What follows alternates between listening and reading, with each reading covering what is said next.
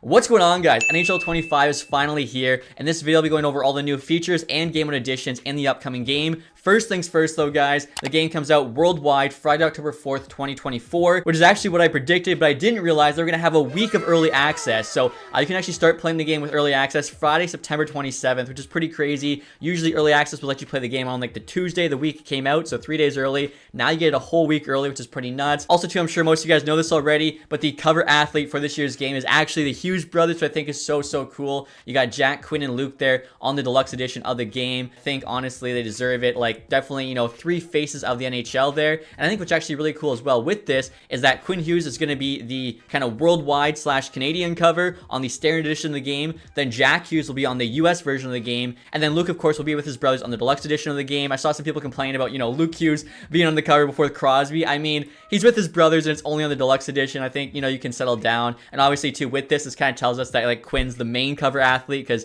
he's Canada / worldwide, where Jack is only on the American version for that standard cover. Also too, as I should mention, you know, looking at these covers, you guys can see the PS5 ones there. This game's only going to be current gen, which is honestly pretty big news. So that means Xbox Series X/S as well as PS5, no Xbox One, no PS4. And I should mention, guys, we only have 2 platforms for this game, no PC, no Nintendo Switch, which really sucks. I know there's a really dedicated PC community for NHL. As well too, I'd love to actually play, you know, NHL handheld again. I don't think we've been able to since like PSP, so hopefully eventually they'll add NHL back to PC as well as, you know, handheld device like Nintendo Switch, but unfortunately will not be this year. Having said that, I do really think it's a nice next step having this game be current gen only. I think, you know, having the game release on both current and old gen probably kind of like devalues the graphics because they have to make sure, you know, it runs on both the newer systems and the older ones. Now the graphics, you know, no reason to, you know, be held back. You can't use that excuse. Go all out, make the game look as nice as you possibly can. Now, speaking of that, guys, they have mentioned the game will be looking nicer. There's honestly a ton of features here to go through. I would say this year, without a doubt, like the new big feature is what they're calling IceQ, which basically is just a new kind of gameplay engine. The way the game plays should be a lot more authentic.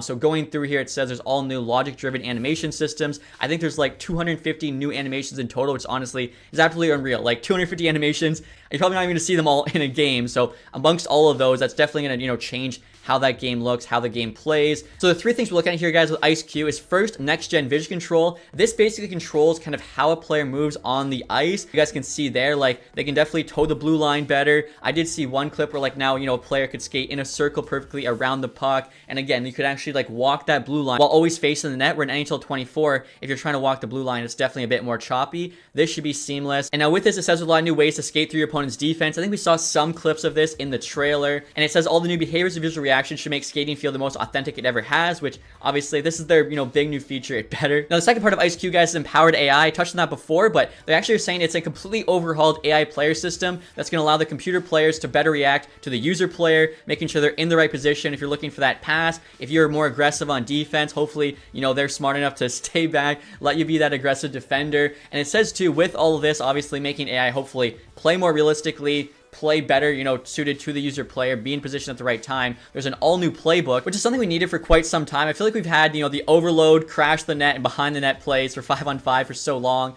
Power play, of course, is like umbrella, shooting overload. So hopefully we actually get, you know, some more options for that. If we don't, I'm not really sure what they mean by refresh playbook, but I'm thinking finally we're actually, you know, have some new options, which is huge. And the third part of IceQ, guys, is reactive actions. Basically, this is just your 250 new animations. It says how now, you know, skaters are more responsive in critical situations, more urgency, more reliability, more authentic in where they place themselves, how they move. What I'm really hoping with this is reactive actions will basically mean no longer does a defenseman let a puck go through his stick and his legs when you have him perfectly positioned to block that one-timer, because otherwise, what are we doing? So hopefully all those new animations actually let you play a lot better defense, and does say with that too, it'll help you play offense more, as it allows you now to kind of slip by that defender with more ways to avoid collisions. So like I said, hopefully now just, you know, more realistic in terms of how we're playing the game, how we're interacting with the other players on the ice. And now the next new gameplay feature, guys, is skill-based one-timers. So basically with this, when you have a player that's wide open in the offensive zone, he'll actually have an icon that's glowing around him, letting you know he's open for a skill-based one-timer. You pass the puck over, and then you try and time your shot perfectly. If you do, you get a boost to both power and accuracy on that one-timer shot. So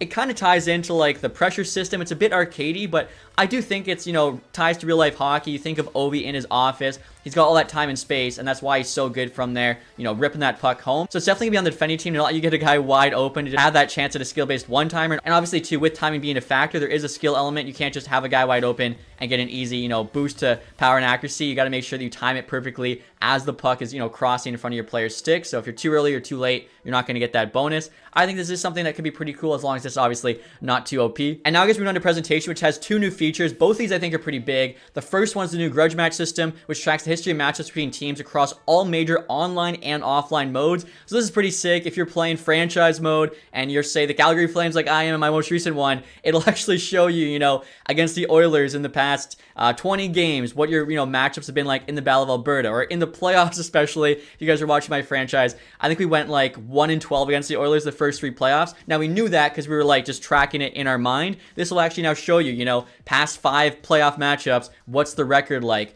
And the fact to it, not only does it in offline modes, but also online. Like if there's a guy you're constantly matching with in HUT, and now you see like what your record is. Is it 5-5? Are you 0-10 against him? Definitely should be a lot of fun there. And then the next thing, guys, actually next gen characters. So this is big. People are always complaining about, you know, game faces not looking like their real life counterparts. This year that should be a lot different. They're introducing SAPIEN technology, which I think was introduced to Madden last year. And now this includes 2 main updates. The first is cloth wrap, so that has to do with like how the jersey moves on the ice. And then the other thing that's actually really cool, this was also in Madden, is the strand hair update. So this actually has players' hair, you know, moving like it should on the ice. If the player's got, you know, sick flow, he's skating down, you'll see the hair, you know, moving accordingly. If he's got a, you know, shaved head, not going to affect him. So the Ryan Getzlaws, the Mark Messiers of the world, this update unfortunately will not have any effect. And lastly, guys, I think the biggest thing about the next gen characters is that all of NHL 25's in-game characters have received a serious visual overhaul. So hopefully what that means is every single like regular NHLer has an actual realistic game face, not like the ones we've seen in years past where, you know, half the players do, half the players don't. It literally says word for word, all of NHL 25's characters have received a serious visual overhaul. So I'm hoping what that means is you won't have something like this. I've got NHL 24 on screen right now. I got the number blurred out so you guys don't know who this is. Take a guess for me who this player is. If you want to leave it in the comments too, you can.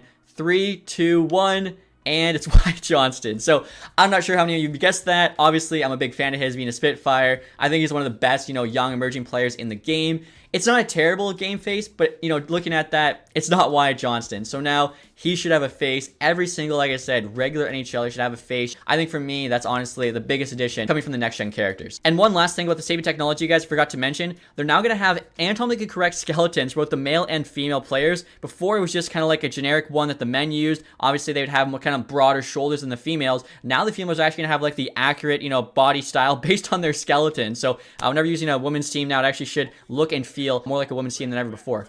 And now, guys, moving on to the game modes. The first one I'll talk about here is HUT, which has an all-new wildcard mode, implementing unique rule sets per competition. I really hope they go all out for this and have crazy rules like no goalie, no penalties. You could even do crazy things like 1-on-1 with full ice, 2-on-2. There's so many things. I just really hope they don't play it safe and have stuff like every goal is worth 2. 1 minute periods, just super simple things. Like actually go crazy, make the game interesting and wild. If it sucks, who cares? If it's like per competition cycle, you have one that sucked and you tried, at least it's better than being boring. That's my opinion, at least. I think HUT's been a lot, you know, too formulaic in the previous years. Probably why I haven't played it as much. And then finally here too, guys, they're saying that there's an all new XP system where basically every single mode funnels into the same linear XP system. So it doesn't matter if you're playing rivals, squad battles, the new wildcard mode. You'll be gaining XP and rewards the exact same way. And honestly, I'm a big fan of this. I'm not a huge fan of playing single player in HUT. So like, I don't really like playing squad battles, but you have to if you want to get the best rewards. Now that's not the case. So I think that actually is a really good improvement. Touch here, guys, quickly on World of Chel.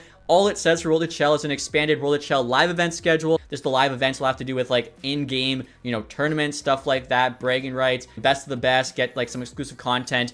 There really isn't a lot here, but hopefully that is exciting for all the World of Chel guys. Next year, guys, which, you know, most of you are waiting for, franchise mode. Franchise, it says, literally word for word, gets a revamp in NHL 25. It obviously got, you know, barely touched NHL 24, just a bunch of, you know, minor quality of life issues. NHL 25 is getting a big revamp with the franchise hub. Streamlined navigation gives players access to new, relevant, and easy to digest information. And then says I'll learn more about franchise in mid-September. So can't wait to talk about all the new features with you guys. Honestly, there is a lot coming. I obviously can't give anything away, but there's a lot of stuff coming this year that the community's been asking for some time. I should mention too, just with the franchise hub, if you look at, you know, franchise mode NHL 24, I think it's basically been like this since I don't even know. Has it been like this since like NHL 19, something like that? Finally, like that, you know, menu there is getting a new revamp. We got the new hub there. It's not gonna be the same menu as before. It shows you kind of more relevant information on that homepage of the franchise. And like I said, there's more than that coming. I saw someone on Twitter saying how that was it. That is not it. There's a lot more coming to franchise, which obviously, like I said, we'll be talking about mid-September when they release that information.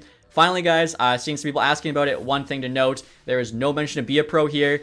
It was not mentioned, especially like World of Chel, they at least mentioned the one little thing. Be a Pro does not get mentioned at all, so I guess, you know, another year here, Be a Pro not getting touched, which does really suck. Next year, though, probably will be the big year for Be a Pro. You'd have to think, right? Because last year, franchise barely got touched. This year gets a big revamp. I'm thinking Be a Pro's revamp has to be coming in NHL 26, but obviously, I'll have to wait for a year to find that out. But right now, I can't lie, I am excited. So hopefully, you guys are too. Let me know in the comment section if you have any questions. I'll do my best to answer the ones that I can without, you know, getting in trouble or anything like that. And let me know your guys' thoughts on everything, you know, coming in NHL 25. Are you happy? Are you disappointed? Love to hear from you guys. As always, if you did enjoy this video, leave that thumbs up, subscribe if you haven't. Thank you guys so much for watching. Have a nice day. Goodbye.